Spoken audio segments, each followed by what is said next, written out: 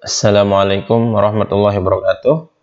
Pada video kali ini kita akan bahas analisis node atau analisis simpul dengan sumber tegangan. Nah, ini adalah kelanjutan dari analisis node ya. Jadi ini lebih advance dan tentunya perhitungannya lebih menantang ya. Baik, kita lanjutkan. Jadi analisis simpul dengan sumber tegangan itu yaitu untuk kasus di mana pada rangkaian itu ada sumber tegangannya. Kalau pada analisis node biasa, kita tidak menemukan adanya sumber tegangan, melainkan sumber arus. Nah, untuk kasus ini ada dua kemungkinan ya. Yang kemungkinan pertama rangkaiannya adalah sumber tegangan itu ya salah satu pinnya atau kakinya terhubung dengan simpul referensi dan pin lainnya atau kaki lainnya berhubung dengan simpul non referensi ya. Terus yang kemungkinan kedua, kedua kaki sumber tegangan itu terhubung dengan simpul non referensi. Baik kaki kiri kanannya misalnya, kedua-duanya terhubung langsung dengan simpul non referensi. Nah, untuk kasus 1 sangat mudah ya mencari tegangan simpul non referensi ya, yaitu sama dengan sumber tegangannya. Untuk ilustrasi saya ada contoh ini. Sebelum kita lanjut, kita harus buat simpulnya dulu. Itu syarat utama dari analisis simpul. Namanya analisis simpul. Simpulnya harus kita pahami dulu dan kita buat ya. Ini groundnya ya. Ini menemukan, terhubung 8 ohm, 6 ohm, dan 10 volt. Nah, ini saya sebut sebagai simpul 0. Ini menghubungkan 10 volt dan 2 ohm. Saya sebut sebagai simpul 1. Ini 5 volt, 2 ohm, dan 8 ohm. Saya sebut sebagai simpul 2. Ini sebagai simpul 3. Selanjutnya kita pilih simpul referensi. Ingat, tips untuk menentukan simpul referensi adalah cari yang di ground. Nah, ini kira-kira ya. Berarti ini saya pilih sebagai simpul referensi. Nah, baru kita ke kasus ini ya. Sumber tegangannya ada 10 volt dan 5 volt. Kita lihat 10 volt. Kaki satunya, ya kaki ini dia terhubung dengan simpul referensi atau simpul 0. Terus kaki yang atas terhubung dengan simpul 1. Simpul 1 ini adalah simpul non referensi. Maka dia memenuhi kasus yang pertama. Jadi kita dengan mudah menentukan V1 atau tegangan pada simpul 1 di situ adalah sama dengan sumber tegangan. Ini 10 volt ya. Jadi gampang ya. Nah, selanjutnya kita lihat yang 5 volt. Kaki satunya dengan simpul 2, kaki yang berikutnya dengan simpul 3. 2 dan 3 ini bukan simpul referensi. Artinya dia memenuhi kasus kedua. Untuk lebih jelasnya, kita akan lihat slide berikutnya. Ya, jadi dua simpul referensi tersebut ya membentuk supernode. Jadi sumber tegangan yang kaki-kakinya terhubung dengan simpul non referensi maka akan menghasilkan namanya supernode. Ini kalau dipadanankan ke bahasa Indonesia mungkin simpul super ya, tapi saya tidak mau gegabah. Save aja pakai supernode ya, istilah aslinya ya. Oke, supernode itu adalah suatu rangkaian tertentu pada rangkaian tersebut terdapat sumber tegangan dengan kedua kakinya merupakan simpul non simpul non referensi dan satu elemen atau suatu elemen yang terhubung dengan paralel dengannya. Ya, akan jelaskan di berikutnya ya. Nanti, jadi untuk supernode kita harus menyelesaikannya menggunakan KCL dan KVL. Nah, ini KVL dan KCL ini berarti harus jual kepala dulu sebelum ke sini ya. Oke, kita lihat nih supaya lebih jelas. Ada rangkaian ya. Ini rangkaian yang tadi ya. Kita lihat. Ini kan tadi untuk kasus 1 ya. Ini simpul 0 sebagai referensi ya. Ini simpul 1, 2, dan 3. Nah, untuk 5 volt ini dia membentuk supernode. Ya. Ini supernode-nya. Ini supernode ya. Ini supernode ya. Maksud di sini, nah ada lagi nih. Ya. Dan suatu elemen yang terhubung paralel dengannya. Ini saya akan kasih tahu maksudnya. Misalkan 5 volt ini terhubung dengan resistor, misal begini ya. Ini kan paralel ya. paralel dengan 5 volt, maka supernode-nya itu ini ya. Nah, luas ya. Sangat luas. Nah, kira-kira begitu ya. Ingat suatu elemen ya. Jadi kalau resistornya banyak nggak bisa ya, nggak bisa disebut sebagai supernode. Tapi karena dia satu ya, ini suatu elemen, maka dia disebut sebagai supernode bersamaan dengan 5 volt. Jelas ya? Oke, kita contoh saja. Sebelumnya kita coba ingin kasih tahu ada 3 tahap umum yang harus diselesaikan ya untuk mendapatkan tegangan pada supernode ya. Kita terapkan KCL, terus rubah besaran menjadi arus menjadi tegangan, kemudian kita terapkan KCL pada rangkaian tertutup yang dibentuk oleh supernode ya. Contoh, tentukan V1 dan V2 pada rangkaian berikut. Oke, sebelum saya tuliskan V1 V2, kita ini kali maksudnya ya, di simpul 1, di simpul 2 ya. Nanti kita jelaskan dulu. Nah, pertama tentukan simpul-simpulnya. Seperti biasa, sebelum mengerjakan soal analisis simpul, kita harus tahu simpulnya ada berapa dan kita harus indeks ya. Nama-namanya seperti apa. Oke, seperti ini yang di ground, ingat kita indeksnya dari 0 ya. Boleh dari 1 nggak masalah ya. Terus ini pertemuan 2 ampere, 2 ohm, 2 volt dan 10 ohm. Nah, ini sebagai simpul 1. Ini pertemuan antara 2 volt, 10 ohm, 4 ohm, dan 7 ampere. Ini saya sebut sebagai simpul 2. Ya. Nah, sekarang tentukan simpul-simpulnya. Udah kita tentukan. Simpul 0, simpul 1, dan simpul 2. Selanjutnya, tentukan simpul referensi. Ingat, tipsnya untuk simpul referensi adalah kita ambil simpul yang langsung terkonek dengan ground.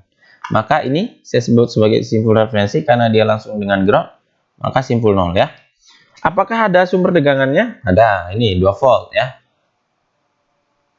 Apakah membentuk supernode? Kita lihat, 2 volt kaki satunya dengan simpul 1, kaki 2-nya dengan simpul 2. Simpul 1 dan 2 adalah bukan simpul referensi, melainkan 0. Maka, oke, dia membentuk supernode ya.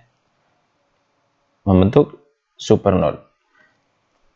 Kita langsung langkah pertama, terapkan KCL pada supernode ya. KCL itu arus masuk sama dengan arus keluar. Oke, saya mau buat ini. Saya buat sketsa di sini biar lebih paham. Supernode-nya mana sih? Ingat tadi sumber tegangan. Ingat-ingat ya, sumber tegangan yang kedua kakinya terhubung dengan simpul non referensi berarti ini dan suatu elemen atau suatu komponen yang paralel dengannya. Nah, ini suatu elemen 10 ohm dan paralel dengan sumber tegangannya, maka ini adalah supernode-nya ini ya. Inilah supernode-nya.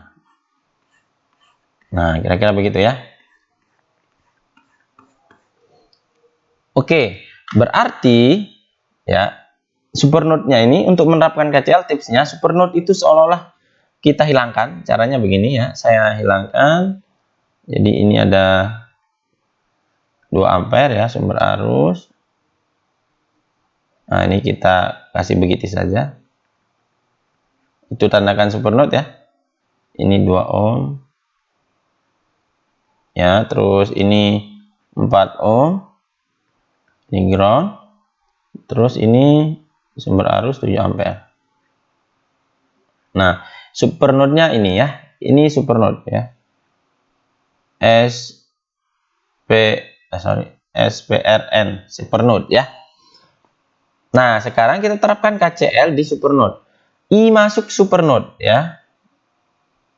I masuk ya, ini supernode-nya. Jadi lihat satu seton atau ini ya. Ini anggap saja kita hilangkan seperti yang di sana. I masuknya berapa? Kita lihat. 2 ampere dia ke atas, berarti dia ke sini ya. Terus adakah selain itu? Ini kan masuk ke supernode ya. Adakah yang masuk lagi ini keluar 7 ampere?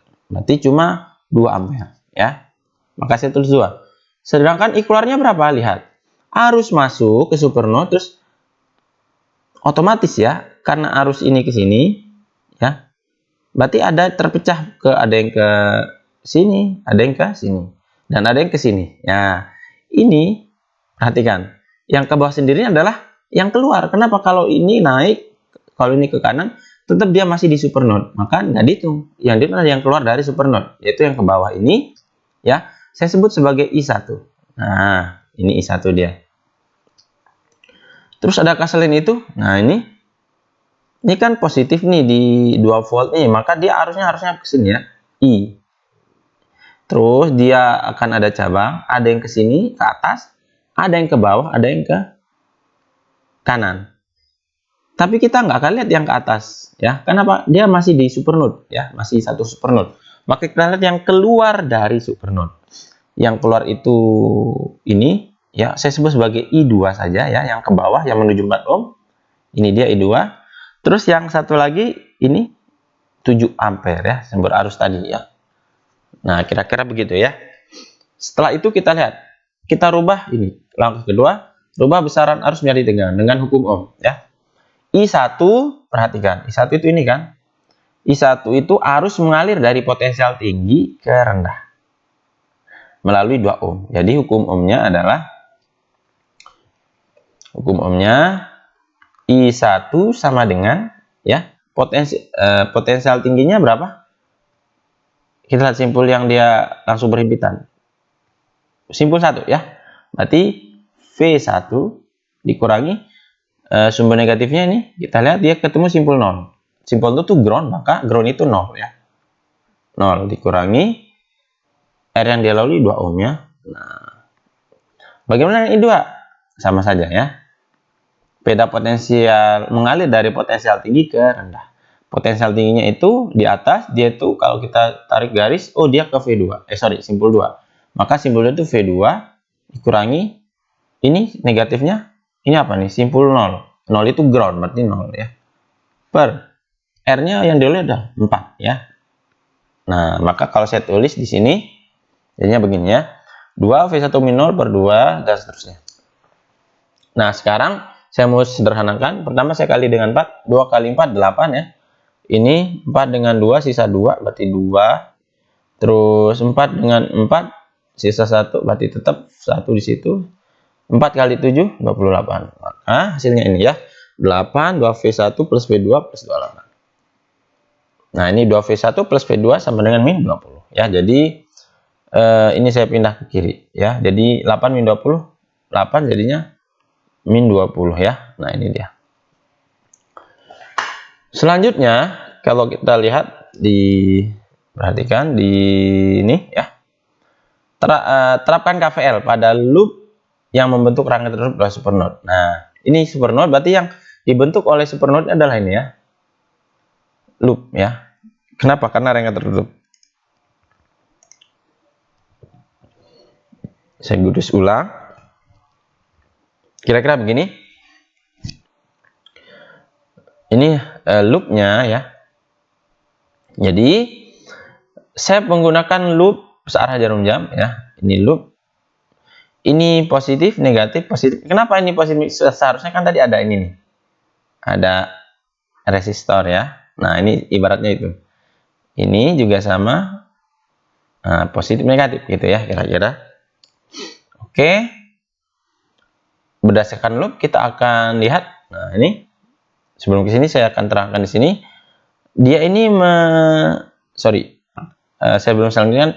Ini kan min V1 plus V1, min V2 plus V2. Maksudnya apa? Kan tadi harusnya kan mengalir ini dari atas ke bawah ya. Berarti positif ke negatif gitu loh ya. Jadi jangan khawatir atau jangan bingung dengan pengadaan atau pemberian tanda negatif positif. Ya. Maka kalau kita lihat loop, pertama dia menemukan sumbu negatif V1, maka dia min V1. Terus dari sini ke sini menemukan sumbu negatif dari 2, berarti min 2. Terus ke sini, nah pertama yang ditemukan adalah positif dari V2, maka plus V2. Sama dengan 0. Ini kita kan pakai KVL. KVL kan gini tadi. Kalau bingung, sigma V sama dengan 0 ya. 0-nya dari sini. Oke, kita lanjut. Ini saya pindah ruas ke kanan jadi 2 ya. Min V1 plus V2 sama dengan 2. Nah, kita lihat, kita sudah memperoleh 2 persamaan. Tadi dari KCL yang sebelumnya ya. Dari KCL menggunakan supernode tadi, ini persamaan 1. kita peroleh yang ini bersamaan 2. Perhatikan yang variabel yang tidak diketahui 2, V1 dan V2, maka kita cukup 2 persamaan untuk memecahkannya ya. Dan kita sudah peroleh 2, ini dan ini. Selanjutnya kita bisa cari V1 V2 dengan banyak cara, bisa eliminasi ya. Tapi pada video ini kita akan menggunakan cara Cramer. Aturan Cramer ini dia berdasarkan matriks dan determinannya ya. Kalau bingung silahkan nanti cari-cari tentang matriks, determinan, dan Cramer ya. Oke, selanjutnya kita buat matriks ya dengan aturan Cramer tadi untuk ukuran V1, V2. Ini, jadi kalau kita lihat ini saya tulis lagi misal yang pertama satu kan 2 V1 plus V2 sama dengan min 20. Yang kedua aja min V1 plus V2 sama dengan 2 ya. Jadi untuk buat matriksnya, koefisien V1-nya ini kan 1 nih, 1 kali V1 1 kan. Nah, ini saya tulis ke sini sebagai kolom 1 ya. Terus kolom 2-nya koefisien dari V2-nya. Dua-duanya 1 ini ya, maka ini 1. Terus V1 V2-nya kita buat kolom sendiri. Kemudian sama dengan hasilnya min 22. Ini caranya ya, cara membacanya nih baris kali kolom ya. Ini saya tuliskan baris kali kolom. Jadi 2 kali V1 2V1 gitu loh. Baris ini kan selain 2 ada 1. Terus langsung ke kolomnya yang bawahnya. Ya, jadi gantian ya. Ini ke sini 2 ke V1 1 ke V2 plus V2 sama dengan kolomnya berapa itu? Min 20. Ya, begitu juga ini. Min 1 kali V1 min V1 min terus 1 kali V2 plus V2 sama dengan hasilnya 2 ya. Itu cara membacanya ya. Jadi dibuat matriks seperti ini. Saya selanjutnya akan cari determinan matriksnya ya. Ini determinannya. Ini dikali dulu 2 kali 1 2 dikurangi ya. Min. Nah, ini 1 kali min 1 min 1. 1 kali min 1 min kali min plus jadinya ya. 2 plus 1 3 ya. Nah, kita sekarang hitung V1 dengan aturan Cramer ya. V1 itu bisa dicari dengan determinan tadi ya. Terus determinan untuk V1 ya D1 satu saja. Artinya di koefisien V1-nya diganti dengan hasil ya.